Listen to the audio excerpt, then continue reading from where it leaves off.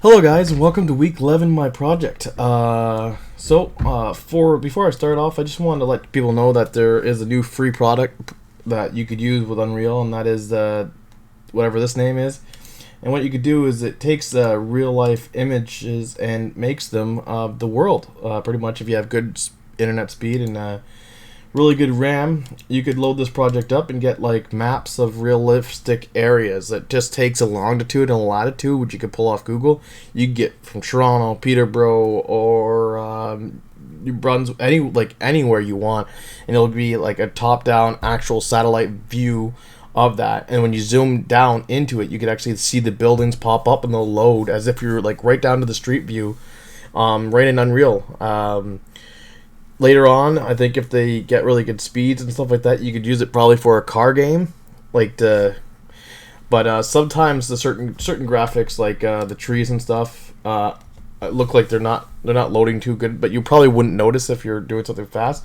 Another thing that'd be good for is simulators, but for me, I'd probably just use it to like get real accurate visions of certain towns or something that I might be doing something of. Like say if I was doing my zombie game and I wanted a real life like exactly the way of the town that I live in, I could do that and I could have everything done by just taking a picture of that and going back to it for reference, right? Get a nice good top-down view picture of it and going back and forth through reference to make sure I get all the telephone poles and everything in accurately.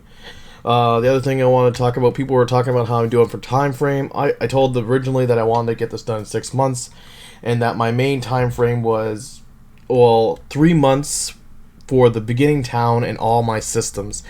Month 4 would be the factory and the train yard. Month 5 would be the suburb and park, and month 6 would be the city. The reason why the rest of the stuff will come in so quickly, hoping, is because it's literally just drag and drop of decorating. Because if all the systems are in place and stuff like that, it should be just drag and drop and decorating. Speaking of drag and drop and decorating, I have started trying to finish up decorating the first town. So I got those roads in, like I was talking, the better looking roads, I really think. Swapped out the apartments to the actual interactive apartments that I wanted to use. So all the doors will be interactive. I'm going to build these the balconies on here and the exterior windows. These are level streaming volumes, so each one of the floors will load and unload. You can see that I've completed the 4 buildings here, so each level will unload and load as I get to them. So when I'm out here, you'll see no windows and stuff because I'm going to have exterior windows for when, because the windows are going to have blueprints, so you could shoot the windows and they'll shatter or whatever. So I didn't want blueprints when you're not in the house, per se. So you're going to have regular static meshes that will have level of details, or LODs, so as you get far away, you know what I mean, it'll take way less memory and stuff like that on your game.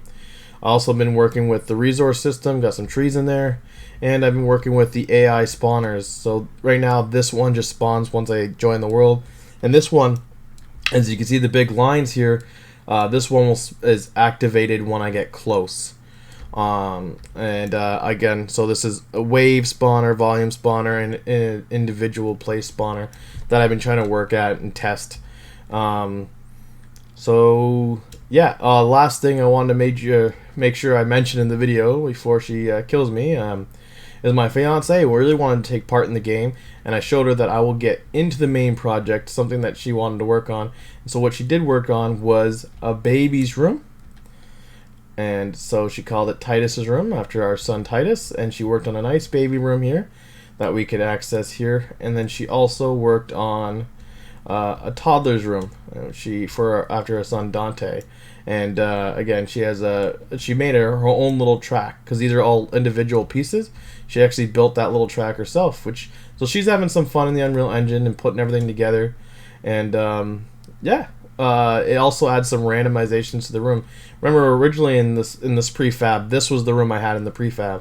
So she changed it up a bit by adding a room for the 2 lower apartments. So as long as we keep doing that, keep adding new rooms and stuff like that.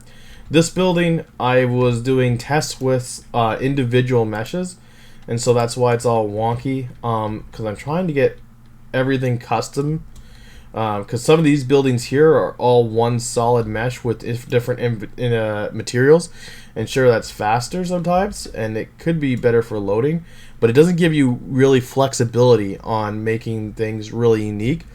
So I'm just trying to test which is better. Maybe I'll get something like this temporarily and then make a full custom building later. But I didn't want to spend too much time because I do not want to fall too far behind. Because again, I was hoping to get the first town done in the first 3 months and then start working on the factory and stuff. Speaking of that, I did start getting a head start, getting myself set up with that. So I did build the road going over to the factory, and I did start placing in the exterior of the factory. There's going to be a lot of interiors I still have to do. As you can see, all the buildings would be empty right now, so I have to fill up the buildings and stuff. But I did want to get the basic exterior, looking pretty good, like an actual good old factory there. But yeah, let's hit play and take a walk around, shoot a couple zombies. Again, I really like being able to shoot off the arms. I think that's going to add a lot of fun gameplay. And as you can see there, when I got close to the building, that unloads. But again, I'm going to have exterior windows that you won't notice. So when you get to the building, it's going to unload the exterior windows and load the windows in small chunks, depending on how close you are, right? And again, this is going to be the proximity zombies over here, right? So when I get close, boom, the proximity zombies load in. You can shoot off their legs. That's always fun. I don't think that ever gets old. Shoot off their arms. Oh, I shot off his head. There you go. Let's make... Oh, he's still trying. He's still trying to get me. Oh, now you're dead. Now you got no limbs. He's limp. Alright. Oh, yeah, I gotta show off the trees. Right. I'm gonna get my axe here and show off some of the resource gathering with the new trees that I put in. So we'll pick up the axe. We'll pick up bag, ammo. I don't really have anything to kill because I only have the specific zombies in right now. But yeah, let's put the axe on. And as you chop the tree, you collect wood. And it's a random amount of wood right now. And then after you collect all the wood that the tree has, the tree falls over. Yeah. So again, most of the systems I feel like in place now, from gathering to shooting, headshots, zombie killing. Most of the systems I feel like are pretty much in place. Like even driving the car.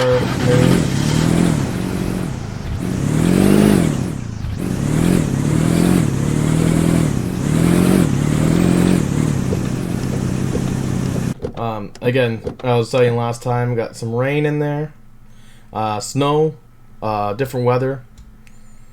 But yeah, that's what I added this week. I hope you guys enjoy, and looking forward to your feedback. And you guys have a good one. Bye.